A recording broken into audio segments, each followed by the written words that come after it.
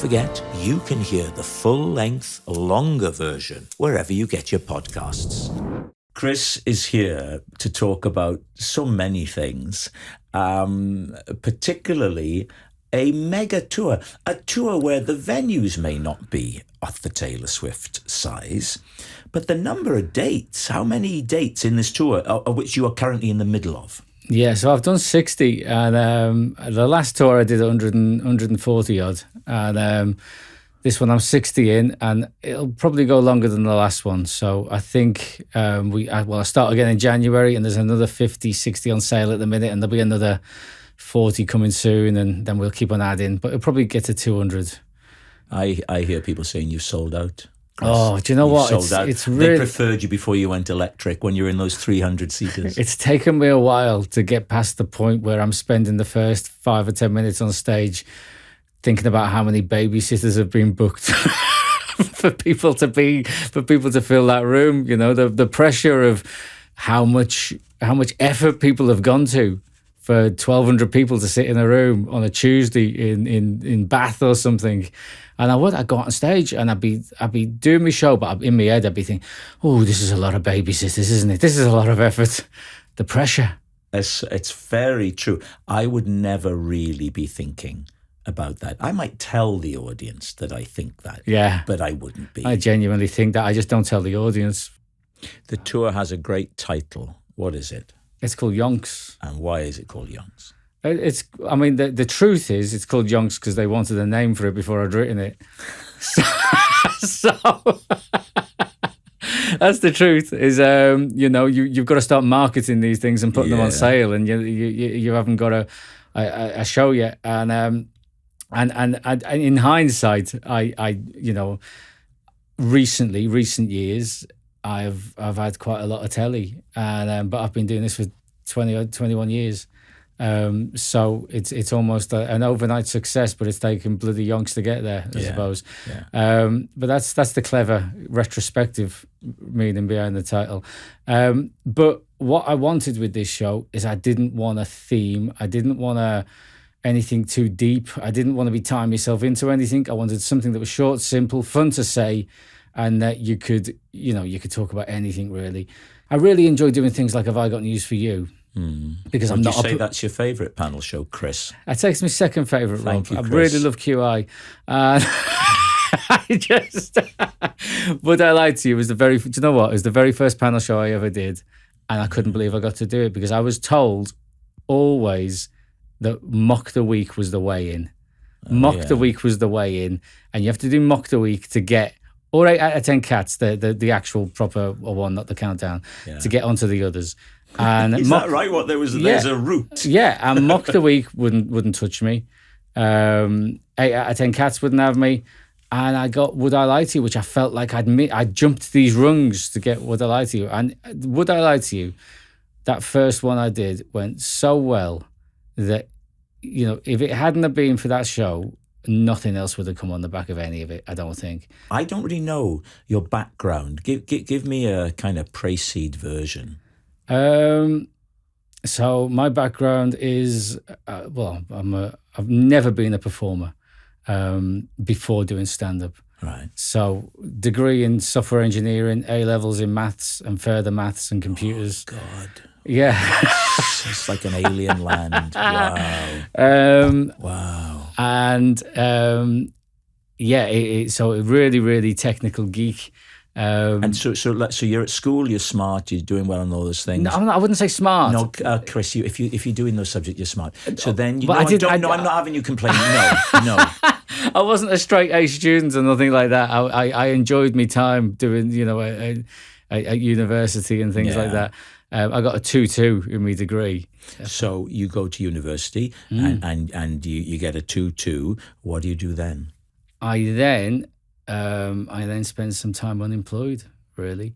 Maybe if you tried a little harder. If I did, yeah.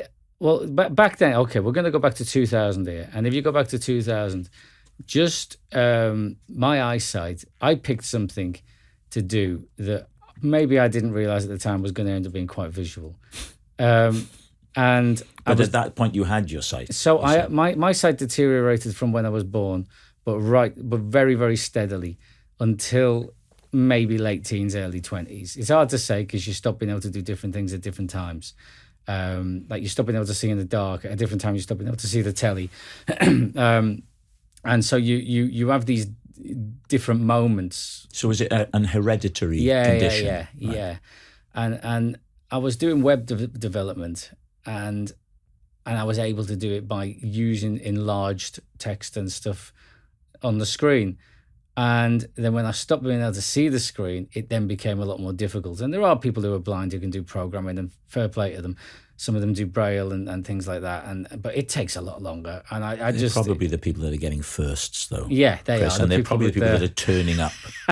Do you know? I think those guys are turning up. I mean, you're right. I've been pinning this on my disability for years, Rob. And it's this victimhood that really gets me. You're undoing me down to the core. It's just about effort. If you tried harder, Chris, if you tried harder, I'm sure you could see. Is that me? Is that me you're doing?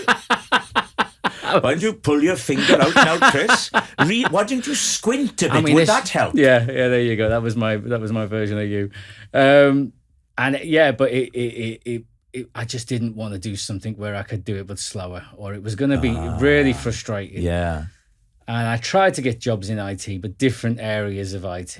And first of all, we've already covered, I only had a 2-2.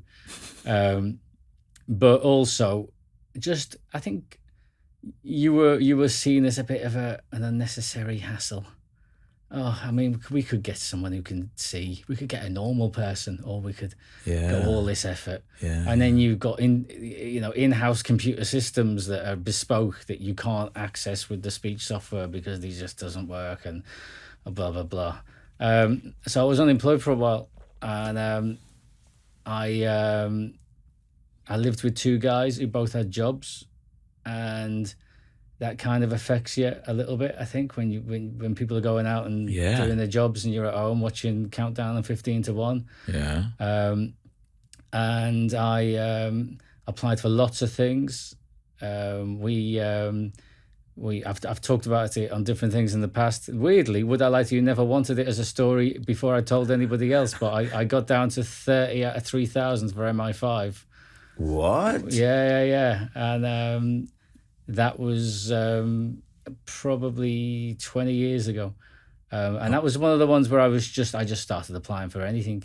And I'd love to know what was on the list before you got to MI5. Well, I started applying for anything. Yeah. And then MI5. Well, people think like MI5, you've got to like solve a difficult puzzle in the back of an obscure magazine and they headhunt you, but there's just a graduate scheme. Well, you think the heads of MI5 are scouring the winners of Take a Break's word Absolutely, search? For the, yeah. And they're getting those addresses. I think Spot the Difference is the, yeah. Do you know what? I remember this, right? Because weirdly, they don't put a sign outside to say what it is.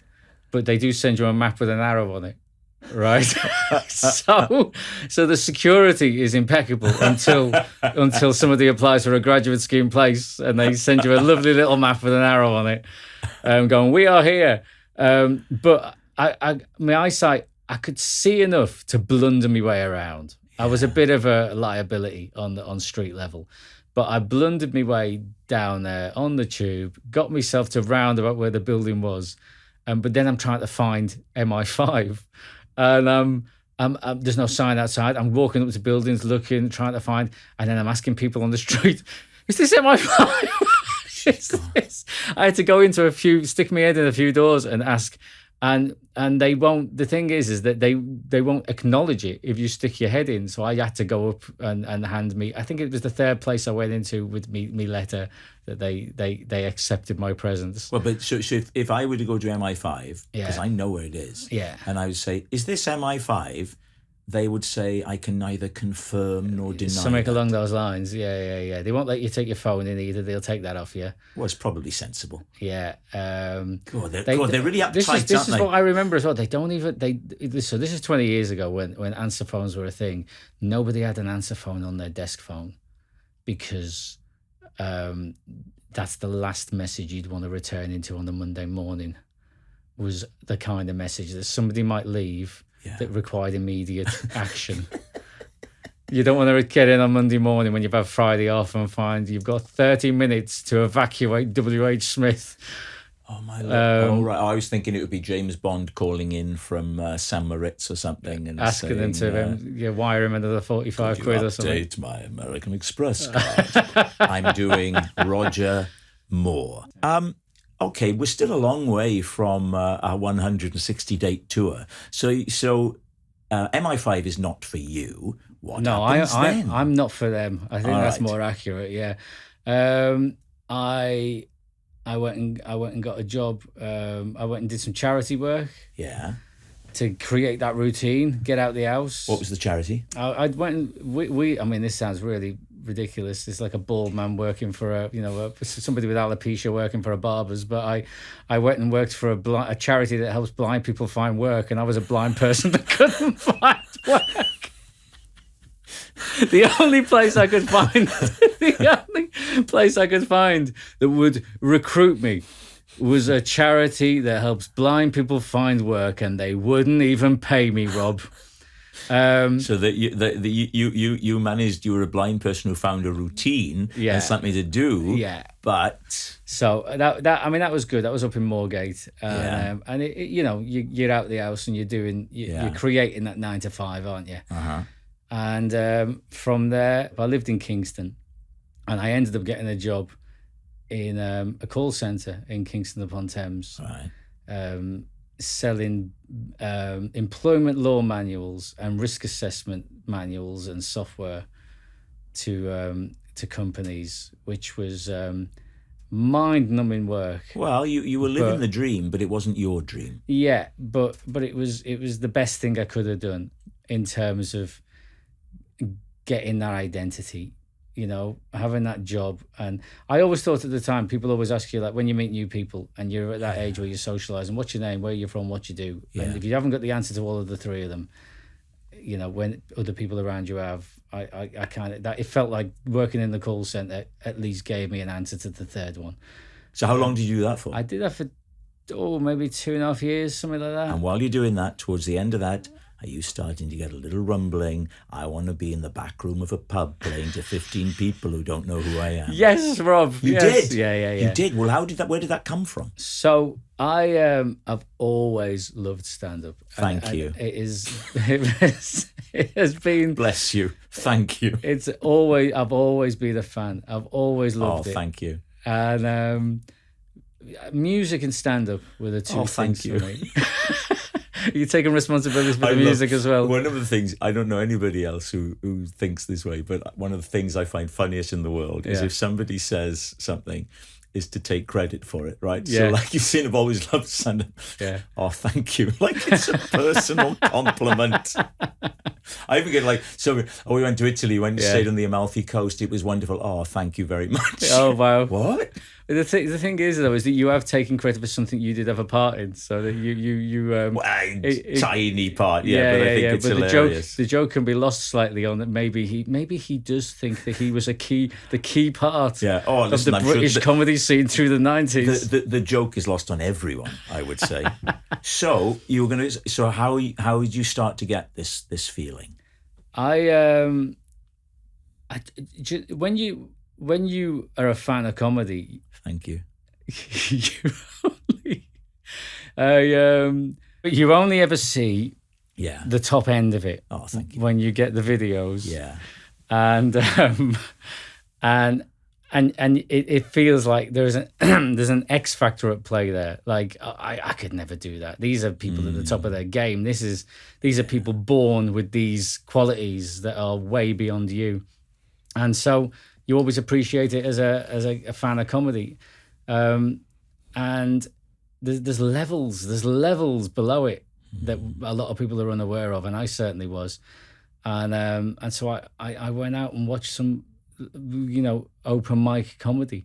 When you say you watched them, where is your sight at this stage? I couldn't see, so I was blind at this point, and just to experience comedy at the levels below what I was used to. And I just fancied writing 5 minutes to see if I could write 5 minutes that was funny.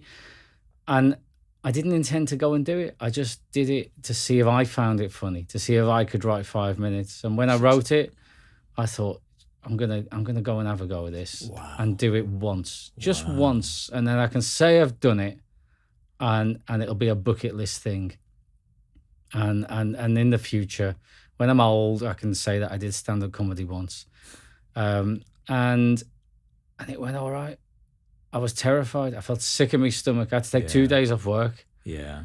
I drank coffee for 2 days, and I smoked back then. I think I smoked 60 cigarettes and 40. I had 40 cups of coffee, no solids. I was frail and fragile when I arrived at the gig, and I got some laughs.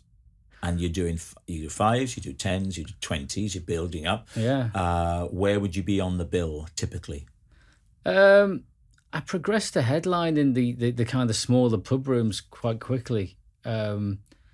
And it was in I started in 2003, in July 2003, and in January 2006 I started getting all the weekend clubs that were seen as a step up from the pubs. So I started doing 20 minutes at the Comedy Store and the Glee Club. And, a club called Rawhide in Liverpool that was quite big at the time. You said earlier that Would I Lie to You helped you to sort of leapfrog. Yeah. Was that the first? That wasn't the first telly, though, was it? So the first telly I got was, the first primetime telly I got was Live at the Apollo. Oh, okay. And now, you tell me, how did that come about then? So it was one of those things where you're told for years, he's on the list. He's on the list. Yeah. And it'll never happen. It'll never happen. What do you have to do to get on this thing? Yeah. And it was 2017. So only 7 years ago. That is very recent. Yeah. I'd been doing stand-up for 14 years. And there was a lady at the BBC who was the commissioner for it that really liked me, and she expressed a desire for me to be on it. And the company that make it, Open Mic, said, that's a coincidence because we've got him on the list. And I was like, but was I on the list or was I on the... You needed that good fortune of those two things coming together. Yeah. Just that prod. Was I on the actual list or was I on the pre-list list? We've got a list, and then we have the list. But either way, I ended up on the list. Yeah. And I found out I was doing it in May, and I recorded it in September, which I think is too long because I consumed I was like the snake eating its own tail. I went round in circles and ate myself up. And you prepare this 20 minutes and then you watch other Live at the Apollos and you see what you like and what you don't like. And I'm watching people and I'm going, they talked about one thing there for 10 minutes. I don't want to be that. But maybe that wasn't in their control. That's how it's been edited. So don't give them anything that they can edit out as one thing. So I wrote this set that was, however they edited it, there needed to be 5 or 6 things in it that were different. And I went out, I did it over and over again. And the evening itself couldn't have gone any better. Rob, I smashed it, as they say. Couldn't have, I was on cloud 9. Yeah. Did that in September. It was on the very beginning of January. Nothing else for 18 months. You are kidding. You are kidding. 18 months. Yeah. Oh, yeah. Mock the Week. That's what you need. That's the next step. Mock the Week. And they wouldn't have me. And even though you'd knocked it out of the park. Doing stand-up, because stand-up proves a very specific skill set. It proves that you can say your own words. Yes. That you've learned. Okay. In a funny way. Yeah. But can he banter? Can he be funny improvisationally? Then you've got to start the whole journey to prove yourself in that So, world. yeah, Mock the Week wouldn't have us, Cats wouldn't have us, and then the lady at the BBC who gave me Live at the Apollo, put me forward for Would I Lie to You? And Pete over there, thankfully, said yes. Yeah. And my panel show debut was on what I would consider to be, you know, a level at the top of what is the prodigious, you know, the prestigiousness of British comedy shows, and not building me way up, and that showcased me in a different way. Yeah. And on the back of that, you know, Zeppotron make 8 out of 10 cats, does Countdown. They turned me down in the past. Not anymore. But then they gave me that. And I think they thought as well, I'm able to make a joke out of being blind, and I'm able to banter, and I'm able to improvise. So if he's rubbish at Countdown, it'll be really, really funny. He'll make it funny. There was a faith in me there. And I thought, well, what would be funnier than me being really rubbish at Countdown? If I was amazing at Countdown. So I drove my wife insane. I must have watched 60, 70 episodes of Countdown. I came up with ways of getting the letters, building the words in my head, doing the maths in me head and I went on and I battered everybody. it went right, but it became really funny because we got the other guys to do a round with a blindfold on, which was hysterical. And the one bit I couldn't practice was the conundrum, because there's no way of knowing what the letters are on the telly when you're watching that to be able to join in.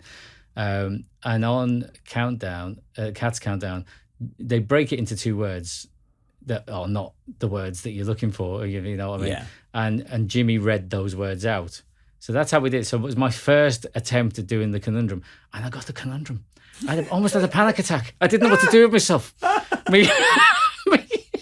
My arms and my legs started like in the air. That was I got the Coming on to Would I Lie to You has begun for you, and you have my sympathy, an association with Lee Mack, and that can't be easy. Did the two of you hit it off from the word go? I mean, I was on Lee's team the first time I was on Would I Lie to You, but I only ever saw him on Would I Lie to You. And most people do. I mean, he's got a weirdly, Lee headlined the 3rd ever gig I did. Did he? At a free to enter gig in West Hampstead. Yeah. I've got quite vivid memories of my first 3 gigs, and then after that it all becomes a bit murky. And Lee was headlining that back in would have been like September 2003. Right. But no, we just worked on Would I Lie to You.